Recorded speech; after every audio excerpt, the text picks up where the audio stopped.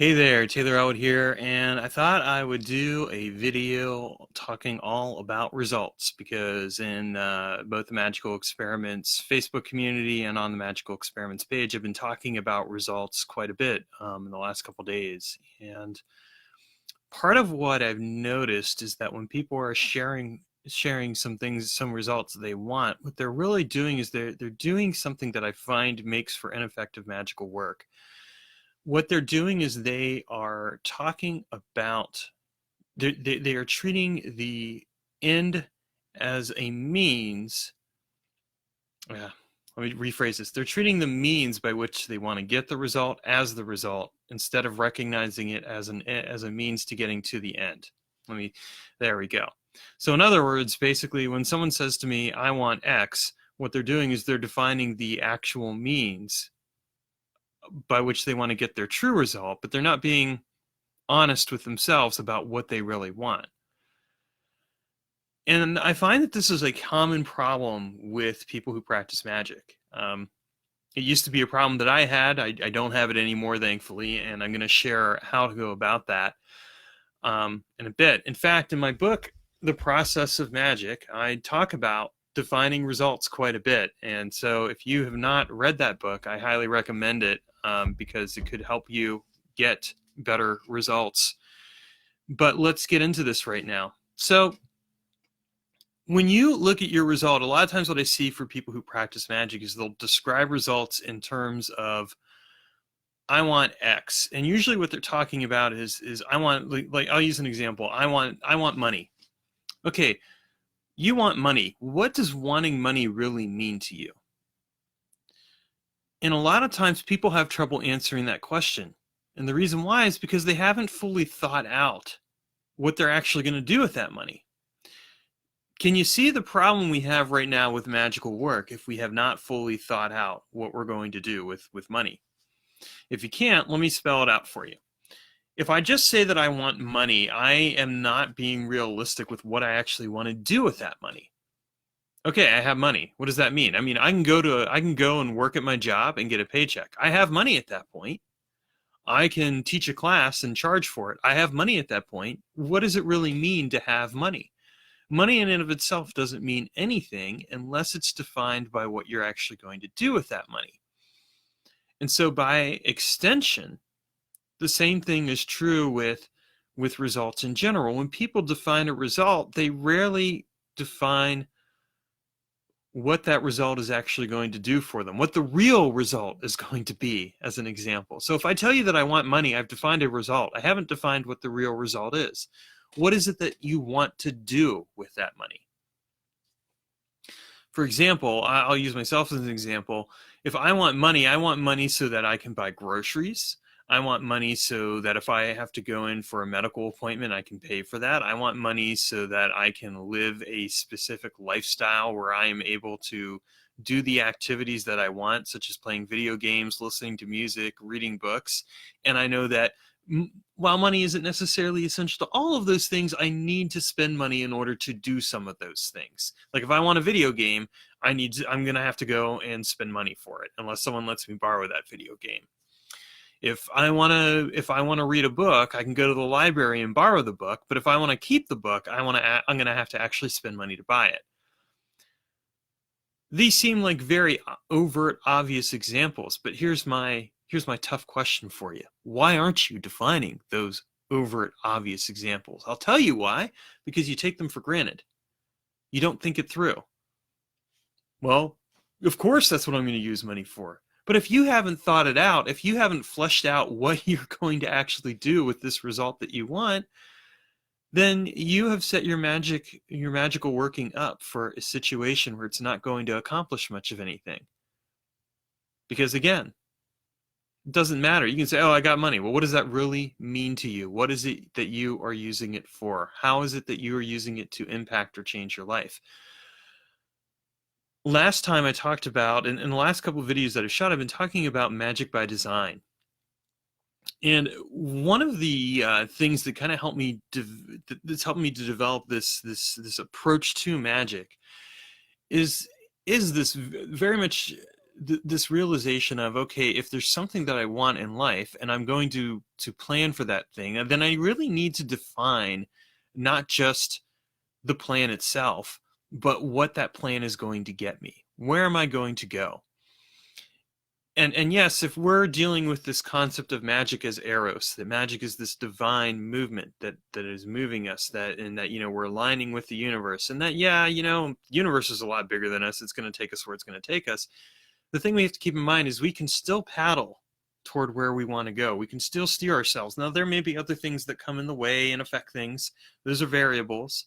And if we can plan for those variables, we can get around them or get through them, get to where we want to go.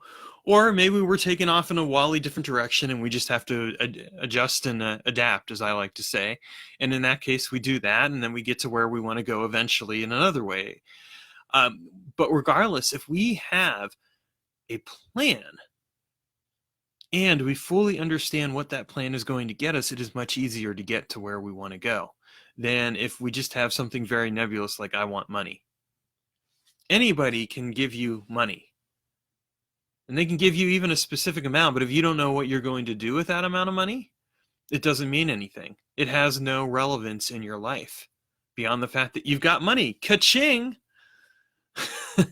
We all have money, but it doesn't mean anything if we don't know what to do with it. And this is true in general with anything in your life that you're going to do magical work for. You need to fully flesh out the consequences of your results. And I'm going to use another example here. I'm going to showcase my newest book, Inner Alchemy of Life. I'm sorry if this feels a bit like a commercial. It really isn't, but this just came out and I'm very understandably proud. Look at it. Isn't it cool?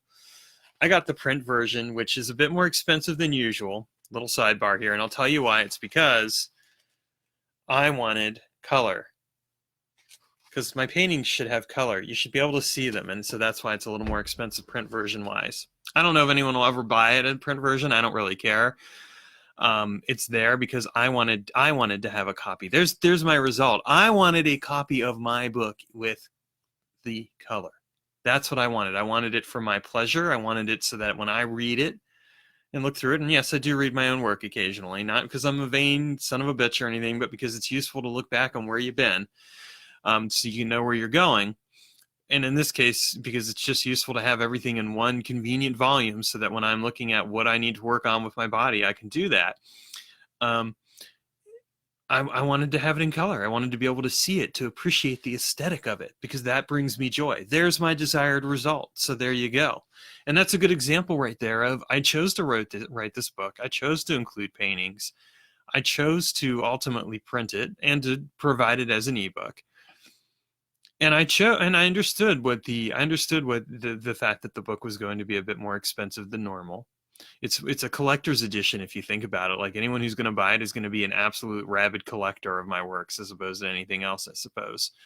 But at the end of the day, it ended up being one of those things where I could hold this in my hands. I could look at the pictures and read the descriptions, and I could take pleasure out of it. And that's my reason for putting it into print. The fact that other people can read it and get something out of it is also another reason. I mean, I want people to be able to take this book and apply it to their lives and come to a better and healthier place with their bodies, which is one of the reasons I wrote it. So when it comes right down to it, again, you're noticing here that what I'm doing is I'm telling you these things, is I'm describing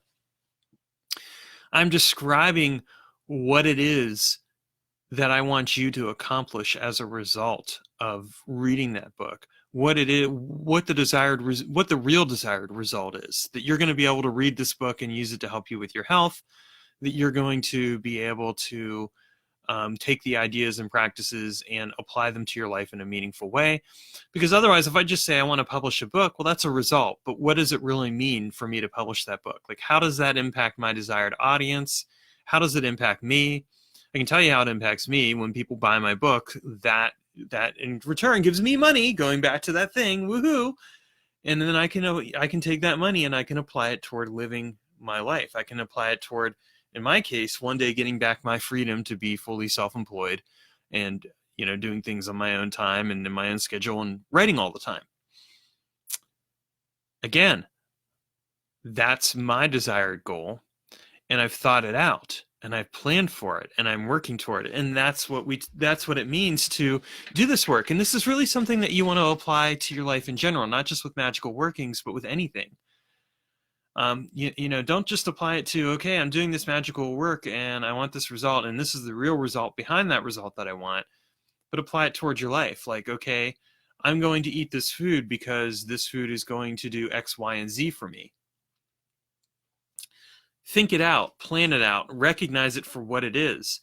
Because when you do that, that's when you start to fully and truly understand how this is impacting your life.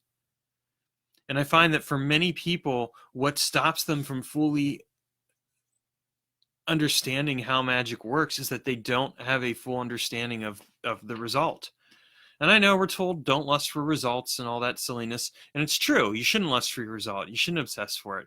But I find that the act of obsessing for a result is usually because people don't even understand what they want to do with it. So people get, and here's going back to the money example. Here's a bird example. You ever talk to someone, or have you ever been that person who's bought a lottery ticket? What's the first thing that the person does? They start talking about like what they would imagine, like what would it be like if they got that lottery ticket. Most of the times they don't have it very well defined. They don't know what they're really going to do if they won the lottery. And a large part of it's because they can't conceptualize even that much money in their lives. I mean, let's say you won $370 million. What would you do with it? Could you answer that question? Would you know what you would do with it and how you would use it to impact your life, the things that you would do? If you can't answer that question beyond a very vague sense of, something, or you can only answer it in a couple of specifics, then you really think about it. What you're really telling the universe is you're not ready for that. You don't know how to handle it. And you know what? The universe gives you exactly what it gets from you. If you give it vagueness, it will give you vagueness. If you don't take the time to define what you really want, then you're gonna get half-baked magical workings that produce half-baked results. And we don't want half-baked results. We want yummy, delicious results that bring us joy and happiness and do wonderful things for us. That's what real magic is. That's how magic works. And anyone who also tells you otherwise doesn't really know what they're talking about when it comes to magical work, because truly successful magical work is magical work that fully brings you to this understanding of what it is you're trying to go for. That allows you to fully understand what you're trying to define and embody and realize and recognize and achieve. Harsh as that may sound, it's just the simple truth. If you cannot define your result, you cannot define your magical process, not effectively. And again, defining your result isn't saying, I want X. Defining your result is saying, I want X, and this is what I'm going to do with X. This is how X is going to impact my life. Okay, now you have a defined result. Now you know why you want it, why you need it, and that will inform the magical work you do. That in and of itself is going to make that magical work more real. So the next time you're doing a magical work, I want you to take the time to fully define it. What do you want? And how will it impact your life? What will it do for you? How are you going to apply it meaningfully? Because if you can't answer those last few questions, then it doesn't matter what you do. Your magical work will not be effective. Not fully. Because you have not fully stepped into it and made it your own. All right, that's it for tonight. Take care, have a great evening, and talk soon.